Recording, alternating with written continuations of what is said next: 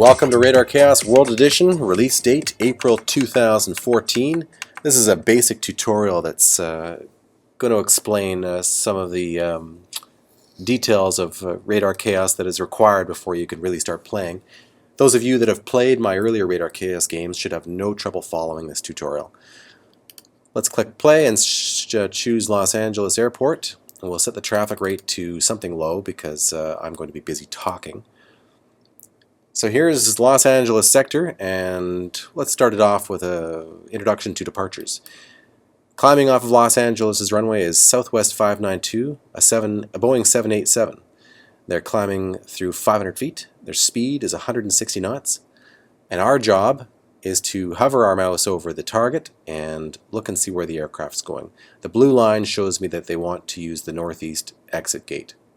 So what I need to do is click on the aircraft and bring up the control panel, which is pretty basic. Up, down, slow, fast. What we need to do is give this aircraft 16,000 feet, which is the top of our sector, and clear them, direct their exit point. That's it for departures. Arrivals are slightly more complicated. Here's American 723. They're at 12,000 feet, grounding 310 knots. They're a Boeing 737, and they're going to Orange County. Arrivals need several things. The first thing they need is 3,000 feet. That's the altitude at which they're going to intercept the localizer at. When they get closer to the airport, they'll need to be slowed down and they'll need to be steered to the localizer at a nice flat angle that's easy enough for the pilot to steer and fly. We'll get into that in a moment. Looking up to the northwest, we've got Southwest 663, a Boeing 737 at 10,000 feet, and they're going into Burbank, so they need 3,000 feet, but I'm only going to give them 4,000 for now. And the reason for that is this big scary red area to the north.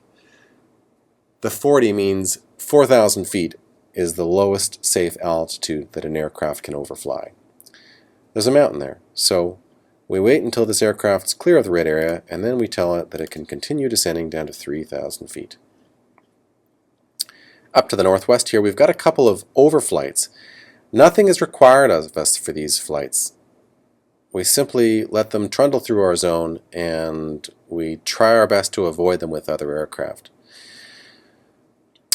If you look to the south here, American 723 has made a turn all by themselves. Now I didn't authorize that turn, but because they're an arrival, they're following a star path, a standard arrival route.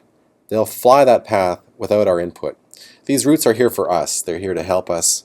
And this pilot will fly that heading for eternity until we, or unless we, give it a new heading. And we will do that in a moment. But right now I want them to follow that path. And as we can see here, Southwest 663 is doing the same thing. They're following their star path. This star doesn't work well for Burbank Airport. It's going to lead the aircraft to the localizer too close. Aircraft like to intercept their localizer at least 10 miles from the runway, which is depicted by this V here. And over here at Orange County, it's depicted by this V up here. So what Southwest 663 needs is a turn. We're going to turn them to the south to a heading of about 150, which is a perfect parallel heading. A parallel heading, we want to send them downwind. We want to send them away from the runway until they're at least 10 miles from the runway, and then we can start leading it back towards the localizer.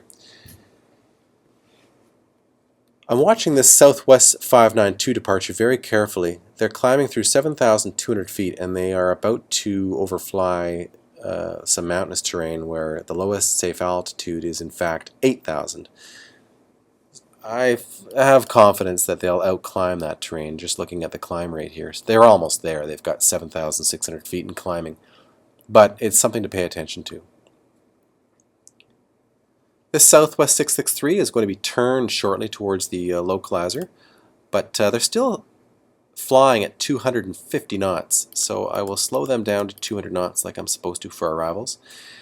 I don't need to click submit. All I have to do is move my mouse away and it automatically submits for us. That's one less mouse click, right? Sometimes it's handy to move your mouse over airplanes while you're playing to remind yourself of where they're going. American is going to Orange County. Southwest is going to Burbank. Down to the southeast we've got a light prop, a Seneca, going to Orange County as well. And I'll turn them onto a downwind leg, about 360, and I'll descend them to 5,000 feet only. And I'll let you study the map and think about why I'm only giving them 5,000 feet for this northbound track. Back to Southwest 663, they're ready for their base leg turn of about 070. That looks more or less perpendicular, looks more or less like a right angle to me.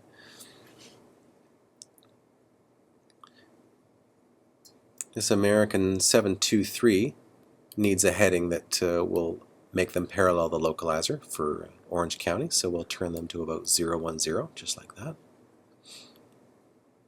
They're still at a speed of 250 knots, but that's fine. We can let them run fast for a little while. Why does it say 270 knots? Well, that is a real-life error that all aircraft have. Airspeed indicators always underread, and the problem is greater at greater altitudes. So we know this aircraft's been assigned 250 knots, but because they're above sea level by about 3,600 feet, there's an error of 20 knots. Sounds crazy, but that's just what you have to get used to as an air traffic controller. Now, I got so busy talking that I almost forgot to give Southwest its intercept heading of 360. I'm using this little cheat here that I have baked into the radar screen. 360 is the appropriate intercept heading for Southwest 663. Southwest also needs an approach clearance. And that intercept heading should be just perfect.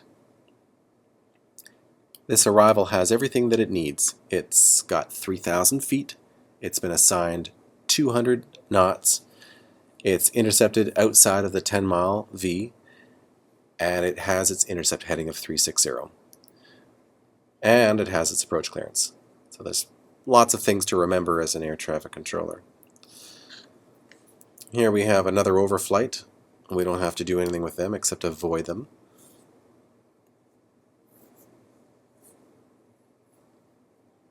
This aircraft will start a descent down to the airport runway in a moment here. They usually start their descent at the 10-mile point from 3,000 feet. What do we have up here to the northeast? We have American 629, a Boeing 737, descending at 7,200 feet. They need everything the other arrivals require. First thing they need is 3,000 feet, but I will only give them 4,000 feet. The reason for that is American 723 is a potential conflict. They're maneuvering into Orange County at 3,000, and since we need to maintain separation between planes, we're going to descend American only to 4,000. Back to American for a moment here. They need a turn, a base leg heading of roughly 100, and they need to be slowed down to 200 knots.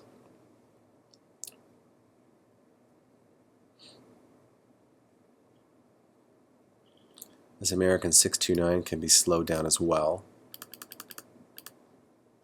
to 200 knots. In a moment, this American 723 will require a heading of 160. Here's the cheat right over here, 160.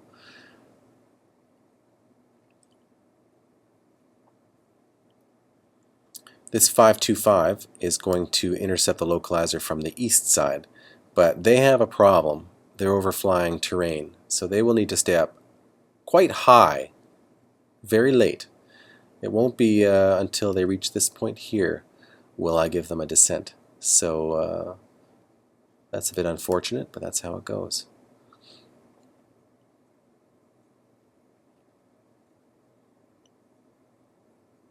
Okay, let's give American their final turn of 160. Just by turning the dial here, 160. And don't forget to give them their approach clearance. Otherwise they'll fly through the localizer and quite possibly strike this mountain. American 629 is no longer a conflict with American 723, so they can be descended down to 3,000 feet and given their approach clearance.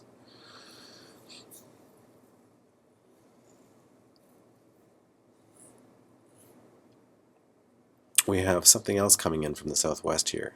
It's a Seneca, and they're going to Orange County. One thing I have to watch is the possibility of a conflict between itself and this Seneca over here at 5,000. So just to be safe, I will only just send them to 6,000 feet. That's just as a precaution.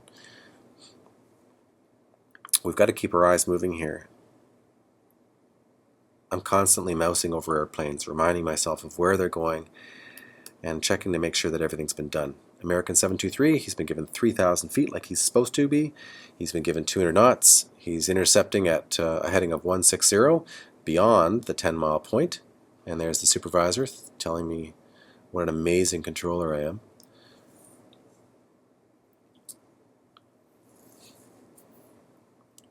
Once these aircraft get inside of 10 miles final, they'll start their descent by themselves, and they'll track down the localizer and then eventually disappear off radar as they approach the Earth.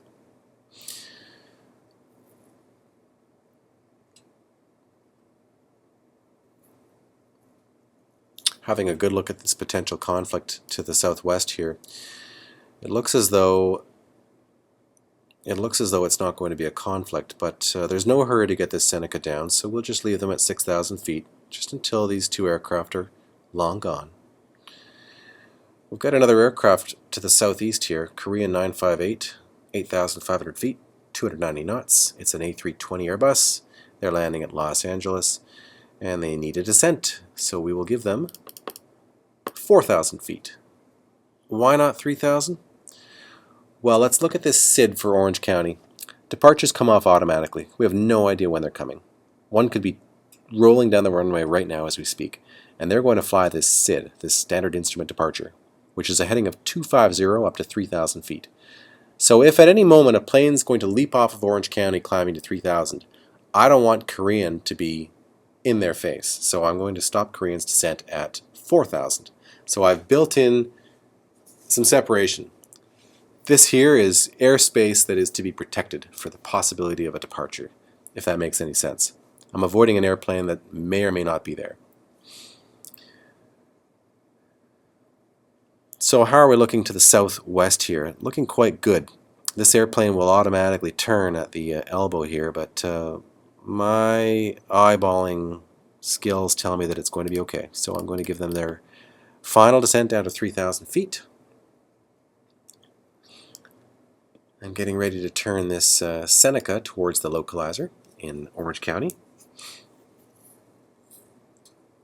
You can see American 629 is descending down the glide path all by itself, descending through 2,000 feet. One thing to keep in mind with arrivals is they start to slow down as they approach the runway, because it's easier on brakes and tires, so they'll slow down. And if you happen to have a second arrival exactly 3 miles behind them, they're going to overtake that first aircraft. So it's important to build an extra space.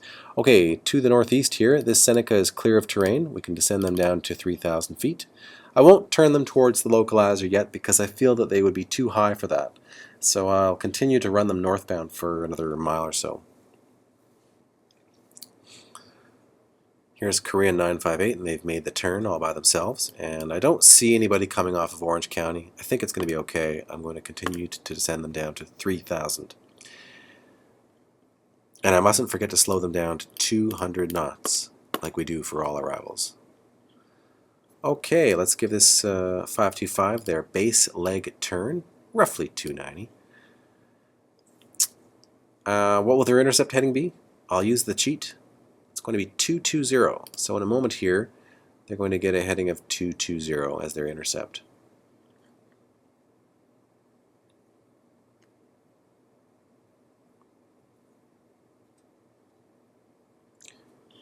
Alaska 202, Boeing 787 going into Los Angeles. They need a descent. I'm going to give them 9,000.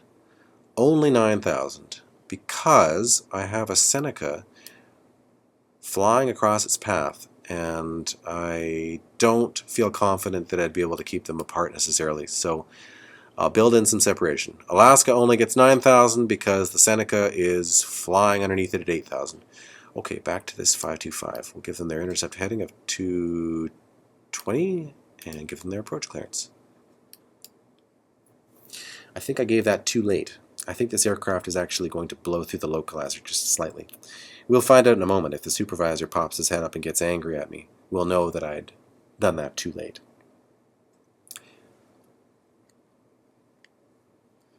Okay, I'm feeling pretty confident that I can maintain separation between these two aircraft, so I'm going to continue this Alaska's descent down to 3,000 now, and I will continue to monitor it to make sure that we don't run out of the necessary 3 miles of separation between the two of them. To the southwest, we have another arrival. Alaska 108, Boeing 737 at 12,000 feet, and they need to be descended, of course.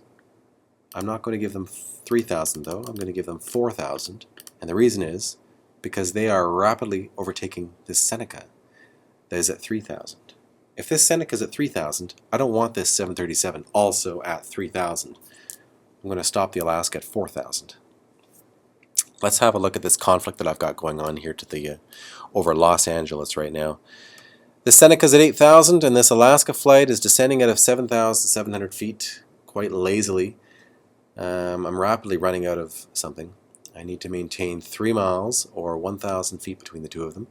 Hopefully by the time I run out of the mileage, I will have that necessary 1,000 feet, and it's looking like it's working out quite well. But I won't take my eyes off them, except to turn Korean Air towards the localizer and give them their approach clearance. Good. If you look here, you can see that I've got the necessary 1,000 feet of separation.